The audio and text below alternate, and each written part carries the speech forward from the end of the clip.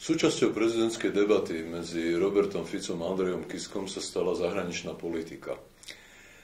A v rámci zahraničnej politiky Robert Fico nasmeroval dva útoky na Andreja Kisku s tým, že Andrej Kiska je zahranično-politický amatér, analfabet, že nerozumie tomu a že v skutočnosti on je hrozbou pre bezpečnosť Slovenska. Jednalo sa o problém Kosova, uznania Kosova, o ktorom Andrej Kiska povedal, že uznala ho s výnimkou 3 či 4 absolútna väčšina krajín Európskej únie plus Spojené štáty, Kanada a tak ďalej. A že teda neexistuje už žiadny relevantný dôvod, prečo by Slovensko v tejto chvíli Kosovo uznať nemohlo za samostatný štát.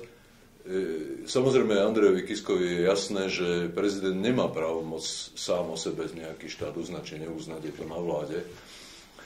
A Fico mu namietol, že uznanie Kosova je v rozpore s národno-štátnymi záujmami Slovenska a že by bola to hrozná vec a podobne. A v skutočnosti ale pravda je taká, že toto strašenie uznaním Kosova je hra s maďarskou kartou.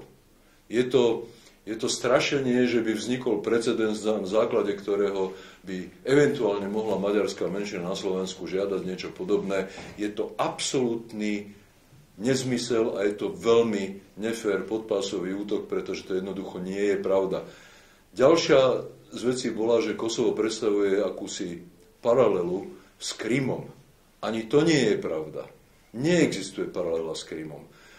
K hlasovaniu, k referendu o samostatnosti Kosova prišlo po pokuse o genocídu kosovských Albáncov a prišlo tam k etnickým čistkám, kde ich prakticky skoro všetkých vyhnali z krajiny. Až keď im bolo umožnené vrátiť sa, tak sa rozhodli, že nechcú žiť so Srbmi v jednej krajine a urobili si referendum.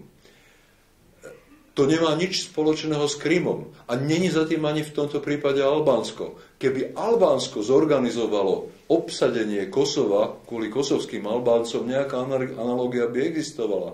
Ale takáto analogia neexistuje.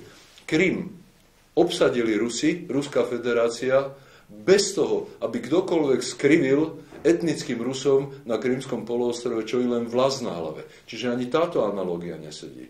No a posledná perlička z tejto diskuzie je odpoveď Roberta Fica a Andreja Kisku na otázku, že či by sa Slovensko malo pridať v rámci Severoatlantickej aliancie na obranu krajín, povedzme, pobaltských, keby na ich územie si začalo robiť nárok Rusko, keby vojensky napadlo Rusko, pobaltské krajiny, kde tiež žijú ruské menšiny.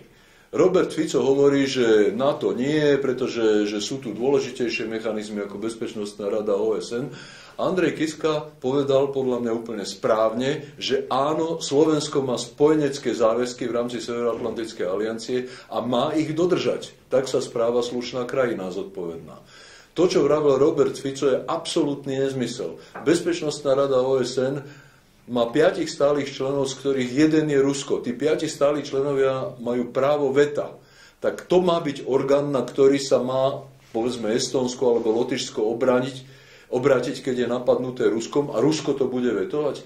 To je absolútne nezmysel a pravda je taká, že v skutočnosti Andrej Kiska má omnoho zdravšie a vecnejšie, realistickejšie zahranično-politické názory a inštinkty ako Robert Fico, hoci on sám sa vydáva za odborníka.